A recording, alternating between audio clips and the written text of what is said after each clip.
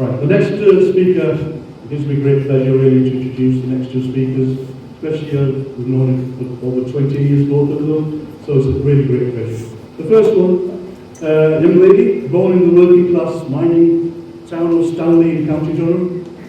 She joined the Labour Party as a young teenager and then resigned over the Iraq War, as many of us did, back in 2003, was it? Yeah. She's a British journalist, an author, wrote many books. One of them is In the Hands of the Taliban. It's riveting reading if you haven't already read it, and quite funny at intervals. A journalist, worked for many different newspapers. She was a chief reporter when she was sent on a mission to Afghanistan just after 9/11 terrorist attacks, where she was then captured by the Taliban. What she did was she saw John Simpson dress up in a burqa, and she thought she'd try that again. So she rode on a donkey and got discovered, and the Taliban captured her, and she was captured there for, I think, 11 days or something, after which she was then released. Yeah. On her return, traveling to, she was uncovered on the donkey. She was on, riding on, bolted and ran, and the camera was seen by the Taliban, so that was rather unfortunate. She was accused of being a spy, which carried a death sentence. Obviously, it was a very serious offence, and at the least she could have gone to jail if there wasn't people who intervened on her behalf. Recently, she was one of the over 450 people on the global Samud flotilla, where she was abducted illegally out of international waters by the Israeli IDF. So, ladies and gentlemen, give her a great big Bradford welcome, Yvonne Ridley.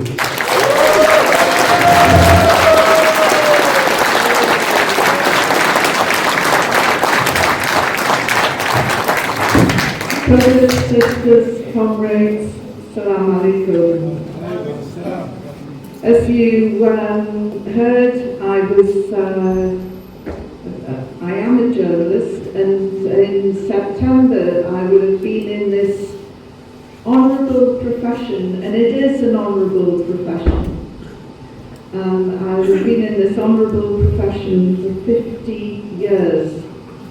You know, words are the tools of my trade, and to see more than 250 of my colleagues shot, targeted, assassinated and murdered in Gaza, it breaks my heart. I can't think of any other nation in the world that would get away with the wholesale slaughter of journalists, as well as doctors, healthcare workers, and people who have set out on their lives and careers that many parents aspire their children to do. So, as I said before, you know, words are my trade. And the word that I want to focus on today is one of unity. And there is strength in unity. There is a massive strength in this hall today, as long as we are unified in politics.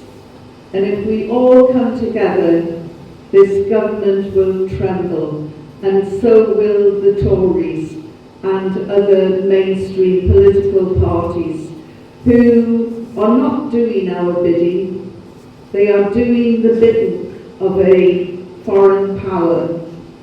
More than half the Labour cabinet are signed up friends of Israel. And we have the Israelis dictating in the courts, in Parliament, in all walks of life, how we should be living our lives. Well, I don't want to live under Tel Aviv. Do you? No. Sorry? Louder? No. I want Westminster to hear this. Because they'll be knocking on your door shortly if they haven't already.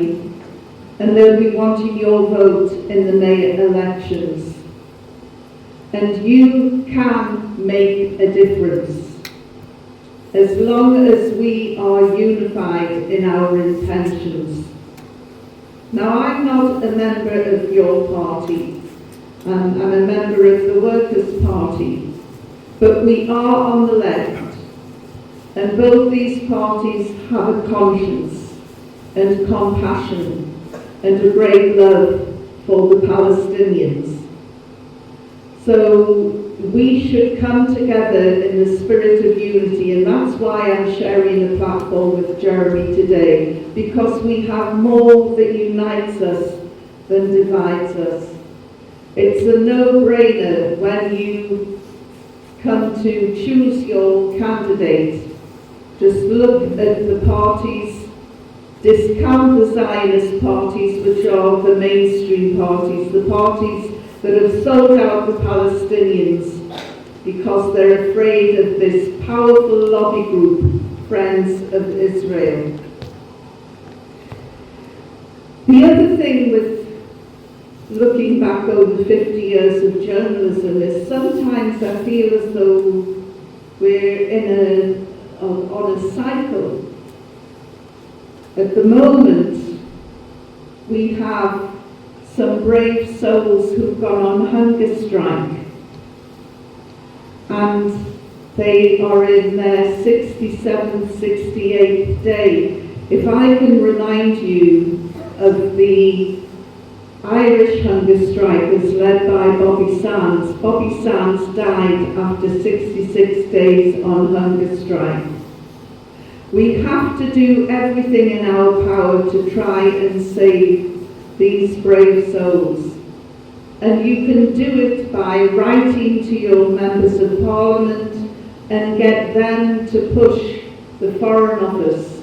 Because if any one of these brave young girls or lads die, it will be David Lammy's fault. And make no mistake, he could stop it now, he could stop it tomorrow by saying, give them bail, take them to hospital, and let's proceed with treatment. I said before that there's interference in the courts. I stood in the Sheriff's Court in Edinburgh about 3 days ago on a charge of terrorism.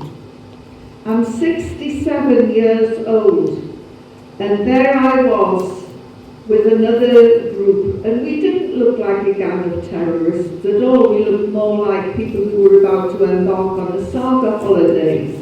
But this is where we are with this government. Even though Scotland has its own legal system and has its own government, we are still being dictated to by Westminster, and they are the ones that are pushing these charges. And there's more than 200 of us in Scotland that have been charged so far under the Terrorism Act. What for? For wearing a T-shirt.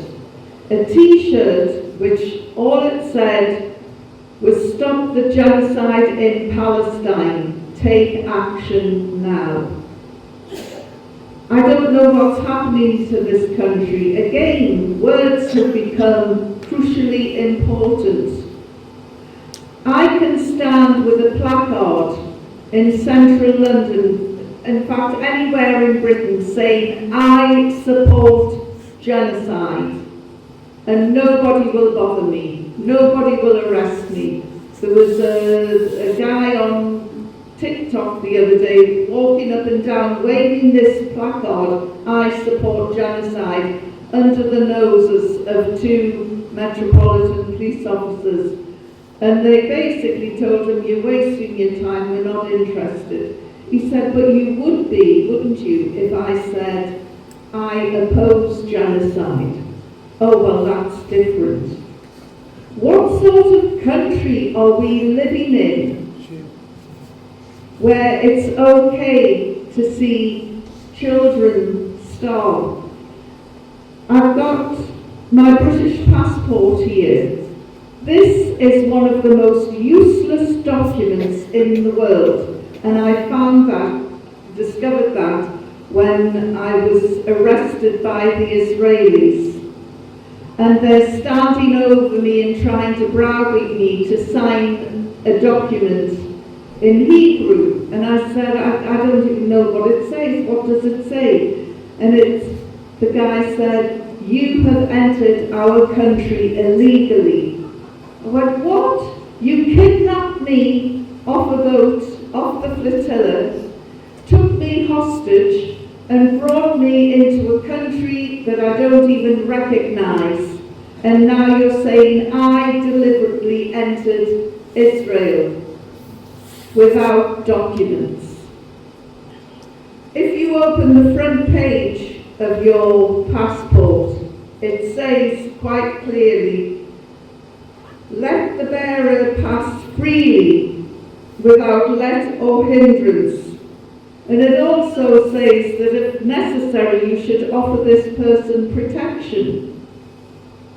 Well, we've seen the sort of protection that Israel offered the flotilla, all 450 of us, more than 40 different nations. They beat us, they abused us, they humiliated us. When I was taken into the processing centre, they told me to strip in front of everyone. It was a horrendous experience. And of course, after 6 days, and thank you, Jeremy, for raising my case in the Parliament, after 6 days, I was released into the hands of the British consular officials, who then informed me I would have to pay an airfare to fly back home. And I said, "I'm not paying anything. You know, I've been kidnapped and taken hostage. Why don't you tell the Israelis to pay?" Keir Starmer airlifted free of charge a whole load of Israelis when Iran was bombing Tel Aviv. No question of them having to pay, but I had to pay, and that's the difference. I have to say there's an add to that story. The Libyan ambassador overheard. Now, one of the boats on the flotilla, which is the one that I was on, was a Libyan boat, the Omar al-Mokhtar. And he came over to me and he said, "Yvonne, I've heard the exchange and I want you to do us the honour of joining our flight. The President is flying his private jet to Istanbul to pick you all up and to fly you back to Tripoli, where there'll be a special reception for you." So I accepted. I then went back to the British consular officials and said, "There's been a change of plan. I won't be coming home with you." And she said, "Well, where are you going?" I said, "I'm going with the Libyans." She said, "It's not safe in Libya." And I said, "Is it safe in Britain?"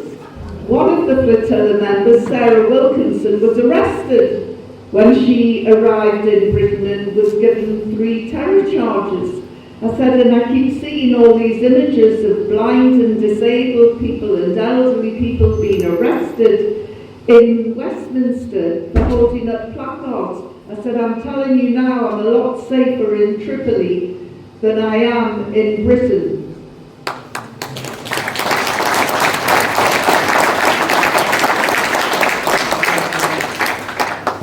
You see, the truth doesn't matter to these people.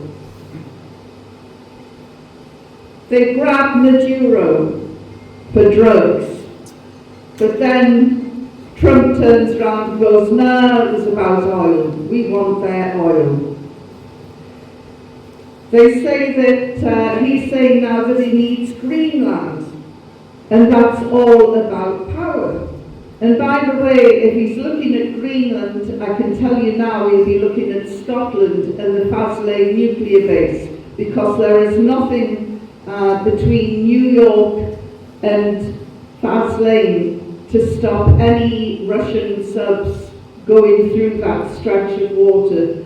So don't think that we're all safe either, because we're not.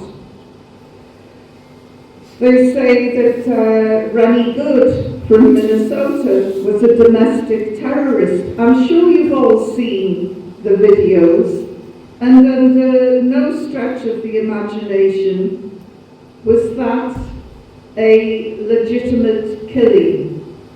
It was murder. But this is, we're back to words again. Their words, the words from the leaders that we have in the world today are lies. And they look at us straight in the eye and they lie.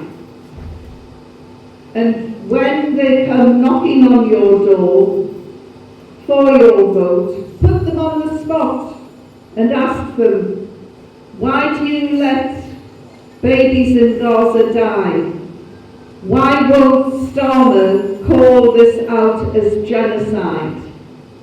And don't let them turn round and say, oh look, that's different sort of politics to the local politics.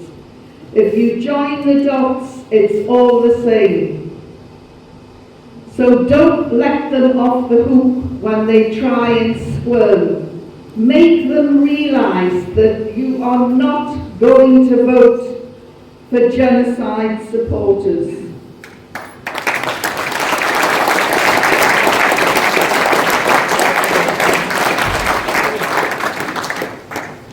I'll wrap up now, otherwise Ash is going to get one of those long canes and pull me off stage. But some of you might have heard that I had gone missing while I was in captivity in Israel. I hadn't gone missing at all, but on the second day I was supposed to be released. And an IDF soldier came banging on our cell door and said, get ready, you're going home. Yalla, meaning hurry up. And I was in a cell with 17 other women who I'd really bonded with, fantastic, amazing South American women. And so I spent a while saying goodbye to all of them. And he kept hammering on the door, saying, yalla, yalla. And when I got to the door and he opened it, he put his face right into mine and he said, yalla, you're going home. I said, I wish you were going home. And he looked, slammed the door and went off. So my big mouth got me into trouble and I ended up staying an extra 4 days before I got out again. But on that note, from the river to the sea, Palestine will be free. From the river to the sea, Palestine will be free. Thank you. Thank you.